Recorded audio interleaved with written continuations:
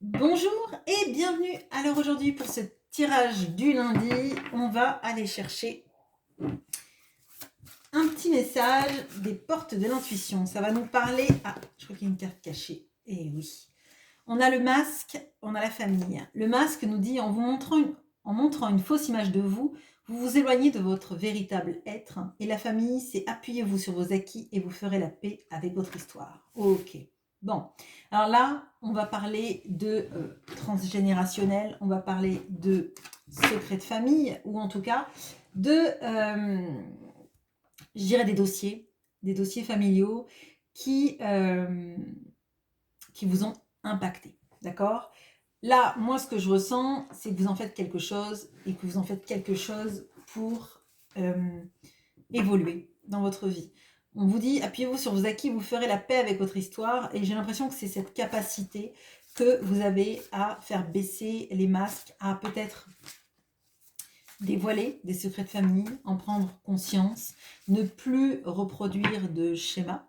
Donc c'est tout ce qu'on appelle le travail sur le transgénérationnel. C'est pas forcément vos parents, ça peut être des histoires qui se perpétuent, qui se répètent, des secrets plus ou moins lourds, mais sur lesquels en fait vous avez toujours eu une sorte de doute si vous n'en avez pas conscience, et au fur et à mesure vous arrivez à percer ça et à comprendre, je dirais, les tenants et aboutissants pour un peu briser le moule. Alors, qu'est-ce qu'on peut me dire? Ok, le 9 d'épée. Alors, peut-être même que ces secrets de famille, que tout ce qui est un peu lourd, lié au passé, à des choses qui ont été même commises sur vos ancêtres, c'est pas forcément quelque chose de grave, enfin, c'est pas forcément quelque chose de grave, c'est pas forcément quelque chose que votre famille a fait, mal fait, etc., etc. Ça peut être aussi des choses qu'on a commises sur des membres de votre famille, des ancêtres. Bon.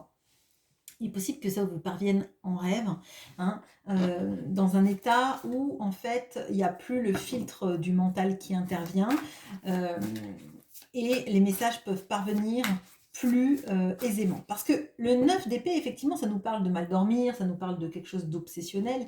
Et là, vous voyez, si vous voulez, tous les corbeaux sont noirs, ils vont représenter les cauchemars, les pensées obsédantes, mais il y a un corbeau blanc qui arrive, de forme éthérique. Alors peut-être que c'est même une visite d'un défunt, qui vous apprend des choses sur cette histoire familiale, sur les moyens aussi peut-être de vous en libérer. On regardera ça avec l'oracle des Médéors, s'il y a quelque chose qui peut vous aider là-dedans. Mais c'est intéressant parce que là, moi, ce que je ressens, c'est on s'appuie sur cette histoire pour vraiment ne plus reproduire, ne serait-ce qu'avec vos enfants, vos petits-enfants, si vous n'en avez pas, bon, sur cette longue histoire qu'en fait vous soignez. Vous soignez parce que vous refusez de reproduire tout ça, ne serait-ce que des secrets. Donc là, il y a peut-être même la volonté d'élucider un peu à la mode de Sherlock Holmes, de revenir un peu sur les traces du passé, de comprendre pourquoi, si ça a impacté, pourquoi ça vous a impacté aussi sur certains pans de votre vie, et c'est intéressant. Alors, qu'est-ce qu'on peut me dire de plus? On a le 6 de bâton. Effectivement, il y a une victoire. Il y a une victoire parce que, à un moment donné, je vous ai dit, c'est un peu comme Sherlock Holmes, vous dénouez un peu les fils de l'intrigue, vous posez peut-être des questions, vous faites peut-être de la généalogie pour comprendre un petit peu, notamment, par exemple, quand on fait de la généalogie, qu'on trouve qu'il y a beaucoup de filles mères et c'est peut-être un peu toujours le même gars du village qui signe les actes de naissance, etc. Il y a peut-être des choses comme ça à explorer, bon, peu importe, mais j'ai un peu l'impression qu'il y a enfin les projecteurs qui se mettent à la bonne place, vous comprenez les choses, et il y a un peu tout le puzzle qui se met en place, et ça, c'est intéressant.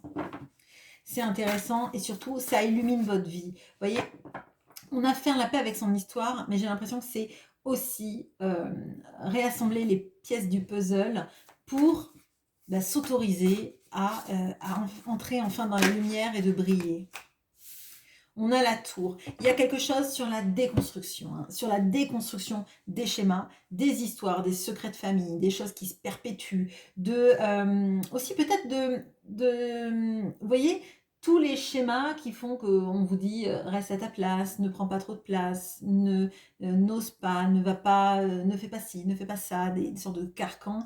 Et on a envie d'exploser tout ça parce qu'on sait que finalement c'est un carcan trop lourd à porter, euh, trop pesant et qui ne nous laisse pas la place de nous exprimer. Et là on voit en fait que vous, il y a quelque chose qui émerge de ça, de la connaissance, justement de l'affranchissement de cette situation-là, de prendre enfin la place, la lumière et de l'accepter, vous voyez. Et là, cette foudre, elle tombe sur cet arbre. Bon, elle dérange ce petit écureuil tout mignon, mais il ira trouver un endroit mieux. Celui-là n'était pas un bon endroit pour lui, en fait. S'il était resté, peut-être que ça aurait été pire, peut-être qu'un prédateur serait rentré le manger, etc., etc. Donc, bien sûr que c'est heurtant d'être confronté à cette histoire familiale, au fait de devoir la faire exploser, mais c'est pour un mieux, c'est pour démarrer une nouvelle histoire. Alors, qu'est-ce qui s'ouvre à vous en épurant tout ça, en faisant tomber tous ces masques? Qu'est-ce qui s'ouvre à vous? On a l'huile de bâton, on a cette notion-là de beaucoup de synchronicité, de se sentir en fait aligné. Hein. J'ai bien compris le message, on me le transmet, je le comprends, et il y a quelque chose de fluide. Une sorte de fluidité vis-à-vis de vos ressentis, une sorte de fluidité dans vos échanges. Il y a peut-être aussi quelque chose sur changer de comportement parce qu'en fait, on s'est toujours conformé à une façon de fonctionner qui nous a été transmise par nos parents, par nos grands-parents, par notre histoire familiale. Peut-être qu'il y a même une sorte de soumission au schéma familial. Hein, et là, en fait, on enlève les choses trop lourdes pour nous, on enlève ce sac à dos, on se permet de briller, on se permet de lâcher tout ça et on se sent enfin aligné avec qui on est et qui on a envie d'être. Ok. On a le magicien. Alors, effectivement, et on a le 5 de coupe. Alors, effectivement, il y a cette notion-là d'avoir un potentiel infini qui se révèle, d'être capable de matérialiser des choses, être capable aussi peut-être alors pas de jouer avec la loi de l'attraction, mais vous voyez, de ressentir toute sa potentialité à manifester des choses. Et avec le 8 de bâton et le magicien, on a vraiment cette notion-là de ce que je ressens, ce qui me parle, ce que je perçois de quelque chose d'invisible, hein, de cette intuition que je peux avoir, de ces signes que je vois, que je ressens, eh bien, je suis capable de le transformer en une énergie et je suis capable de faire de grandes choses. Là, il y a une notion d'arrêter alors je vais dire de jouer petit, mais c'est arrêter de se sentir petit hein, et grandir. Grandir dans tous les sens du terme. Accepter de grandir dans qui on est, qui on veut montrer au monde, ne plus accepter d'être rabaissé. Hein. On a vraiment cette notion-là. Vous voyez, vraiment, moi, ce que je ressens, c'est plus personne ne va vous dire qui vous êtes. Vous dites qui vous êtes, vous, en fait. C'est à vous de vous définir. C'est à vous de créer votre avenir. Et on voit que toute cette potentialité, vous l'avez. C'est à vous d'accepter que oui, on vous a donné des choses, des bonnes comme des mauvaises. Et ça, vous n'êtes pas obligé de tout jeter. Mais par contre, vous voyez, là, on a une sorte de cordée. Ils sont tous en cordée et il y en a un qui tient la corde, mais qui peut la lâcher à tout moment, en fait. Ça ne veut pas dire qu'il ne saura pas qui est dans cette cordée, mais il peut exister sans être forcément lié aux autres, sans être enchevêtré, attaché. Ouais, j'avais pas d'autres mots. Bref, bon. Avec le 5 de coupe, on peut avoir quelque chose qui tiraille un petit peu du passé et des regrets, peut-être de ne pas avoir compris ça avant, hein. Peut-être aussi le regret de ne pas être intervenu, de ne pas avoir posé des questions peut-être à des personnes auparavant qui avaient les réponses. Ça, c'est fort probable. Néanmoins, vous voyez, en d'autres decks, on a le jugement. Et le jugement, c'est un réveil de l'âme, et c'est vraiment, vous voyez, c'est la même chose en fait. C'est l'âme qui s'envole, l'esprit un peu éthéré, qui accepte de s'envoler, d'ouvrir ses ailes, de se déployer, d'être qui elle est. Et on a aussi cette notion-là dans la position, un peu comme un V de la victoire. Vous voyez, j'accepte la victoire. Et d'ailleurs, on dirait qu'il y a plusieurs V. Les spots font comme des V autour de cette personne. Et d'ailleurs, même l'éclair, alors moi je suis nulle en dessin, je pense que je dessinerai comme ça un éclair, ou alors je ferai juste un Z qui transperce le ciel, mais on a cette notion-là, accepter la victoire, accepter de réussir, accepter que vous conditionnez votre propre victoire et que vous n'êtes pas obligé de porter le sac à dos de toute cette famille, de toute cette histoire qui est lourde. Une fois que vous en avez pris conscience, vous savez ce qu'il y a dans le sac, vous savez ce que vous voulez garder du sac et ce que vous voulez laisser à terre. Bon, alors, qu'est-ce qui peut vous aider dans ce processus, hein? Ok. Oh, alors on a le lien de la vie intérieure, donc il y a quelque chose même de transgénérationnel, mais potentiellement de karmique, d'accord? Et on a rencontre forte. Alors, on a le 21 et on a le 10. Ok. Alors, moi, ce que je ressens là, c'est effectivement, on est pur, on est pur, on est pur. Ça ne veut pas forcément dire qu'il faut aller chercher dans les annales akashiques. Si vous en éprouvez le besoin, bah faites-le. Je ne saurais pas vous conseiller. Si vous en avez envie et que ça vous parle, faites-le. Mais tout simplement, peut-être qu'il y a des choses à conscientiser qui vous arrivent en rêve. Et à ce moment-là, si ça vous arrive en rêve, peut-être que vous pouvez travailler sur ces choses-là. Avec la rencontre forte, ça peut être une rencontre avec quelqu'un qui initie les choses. Ça peut être, je sais pas moi, des soins énergétiques, ça peut être des amis, ça peut être un amoureux, ça peut être quelqu'un à partir du moment où ça vibre pour vous. Il n'y a pas d'étiquette spéciale à avoir, mais peut-être que c'est aussi la rencontre avec vous-même, avec qui vous voulez être vraiment, hein. Je rencontre enfin la personne que j'ai toujours voulu être et que j'ai envie d'être et que j'ai envie de laisser éclore maintenant en fait. Il y a vraiment ça, c'est ça qui peut vous aider. C'est être consciente que oui, on a des bagages, comme je vous l'ai dit, mais vous n'êtes pas obligé de porter le sac à dos s'il est trop lourd pour vous. Vous pouvez choisir de ce que vous allez laisser au sol. Personne ne vous a dit que vous étiez obligé d'avoir ce sac à dos sans chercher à savoir ce qu'il y avait dedans et sans savoir ce que vous vouliez laisser.